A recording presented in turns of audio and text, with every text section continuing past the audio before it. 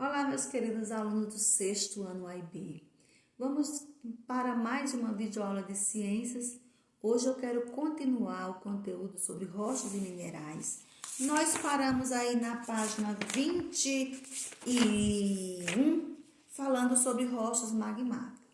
Então, a rocha magmática, como o próprio nome diz, ela vem do magma, surgiu a partir do magma que está lá no manto da Terra. Como assim?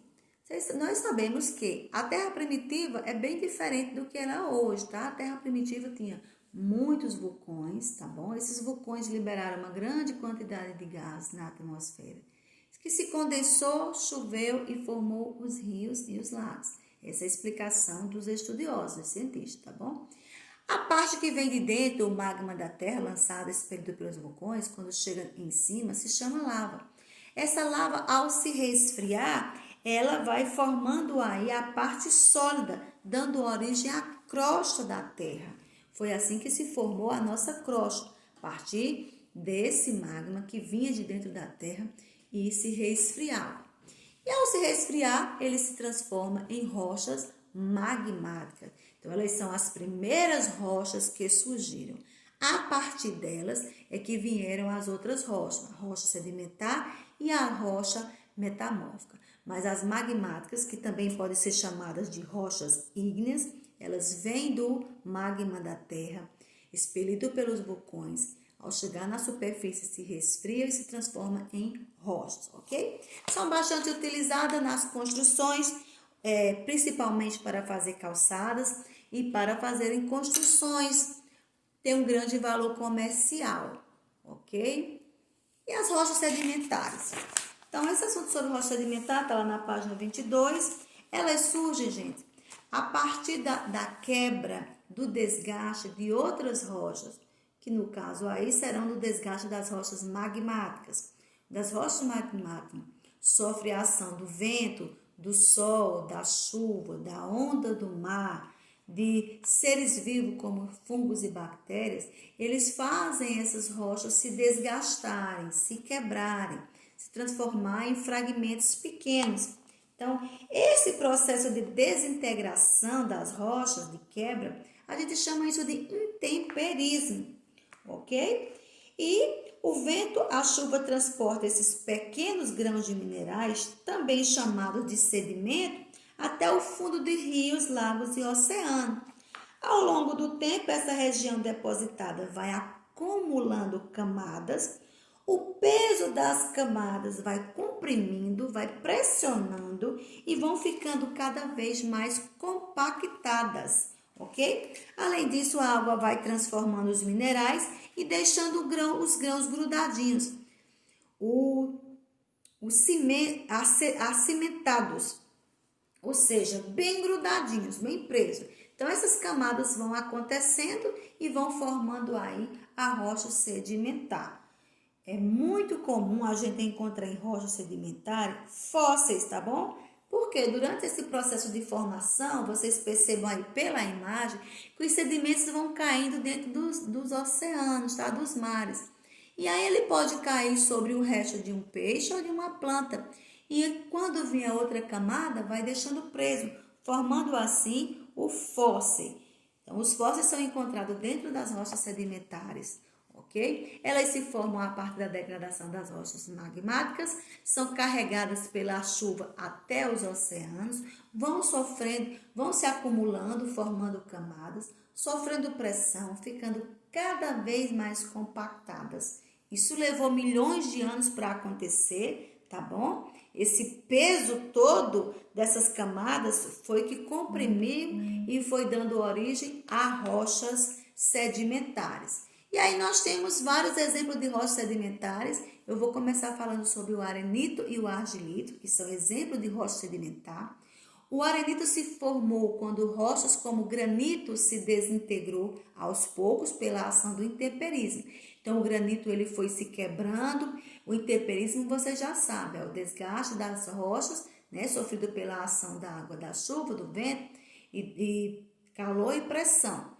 E aí formou-se o arenito. Já o argilito se formou da argila, que é um tipo mais fininho, é mais fina do que a areia, tá bom? A argila se forma pelo depósito de grãos de argila, formando aí o argilito, tá bom? Que é o que a gente chama de argila, comumente chamado de barro. Ele é mais fácil, ele se degrada com facilidade, porque ele é fofinho, porque o mineral que lhe dá origem, que se desgastou para que ele surgir, foi o feldspato. A gente sabe que o feldspato ele se decompõe, se degrada com muita facilidade. Ele é fofinho e ele compõe aí o argilito. Uma outra rocha sedimentar é o calcário. O calcário ele se formou do acúmulo de esqueletos de conchas, carapaças de animais aquáticos, ok? Os animais com carapaças ricas em carbonato, que é um tipo de sal, foi se desgastando e foi formando aí o calcário, que é um tipo também de rocha sedimentar. O calcário, por sua vez, eu coloquei uma imagem, tá? Lembra muito a gipsita, não é isso? A gipsita é calcário, né? Ele é muito utilizado na agricultura para diminuir a acidez do solo e na fabricação de cimento, além de produzir o cal. É empregado em construções e o cal também pode ser utilizado na fabricação das tintas. Então, ele também é bastante utilizado aí pela indústria das construções. Tem um valor comercial também. Aliás, todas as rochas ela têm um alto valor comercial. Agora nós vamos falar sobre as rochas metamórficas. Como o próprio nome já diz, metamórfica vem de metamorfose, ou seja, que sofre uma transformação. E o que faz essa rocha sofrer transformação, professora? Gente, rocha magmática e rocha sedimentar pode se transformar em outra e vai dar origem aí às metamórficas. Isso pela intensa pressão e pelas as elevações de temperatura. Então, altas temperaturas e muita pressão faz com que essas rochas surjam. Então, rochas metamórficas se formam das transformações de outras rochas, pode ser magmática ou sedimentares. Nesse caso, o que altera a organização dos minerais é a transformação das intensas pressões e altas temperaturas. A temperatura altíssima e uma pressão atmosfera muito forte faz com que os elementos químicos e os minerais presentes nas rochas se alterem também e dê origem às rochas metamórficas. Então, as rochas metamórficas mais comuns, mais conhecidas, é a gneiss, né, que forma aí o corcovado do pão de açúcar. A rocha também chamada de ardósia, é um tipo de rocha metamórfica. Nós temos também aí o xisto, o filito, o quartzito e o mármore, que são exemplos de rochas metamórficas.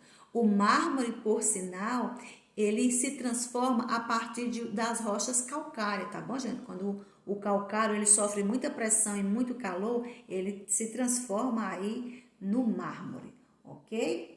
E o corcovado do Pão de Açúcar, lá no Rio de Janeiro, ele é um exemplo de gneiss, uma rocha metamórfica que surge da transformação do argilito, ok? Aí eu coloquei aí a imagem do corcovado do Pão de Açúcar no Rio de Janeiro, tá? Ele é uma rocha, um exemplo de rocha metamórfica que surge a partir da transformação do argilito. Quando o argilito ele sofre muita pressão e muito calor, se transforma aí no gneiss, que é um tipo de rocha metamórfica. E aí, com essa conclusão aí, a gente termina o capítulo sobre rochas e minerais, tá bom? Finalizo aqui com rochas metamórficas. Na página 28, 29 e página 30 é a atividade que vocês vão fazer. A 28 eu já tinha passado, vocês vão fazer da 29 até a 31, tá bom? Então, mãos à obras, vamos lá fazer a atividade.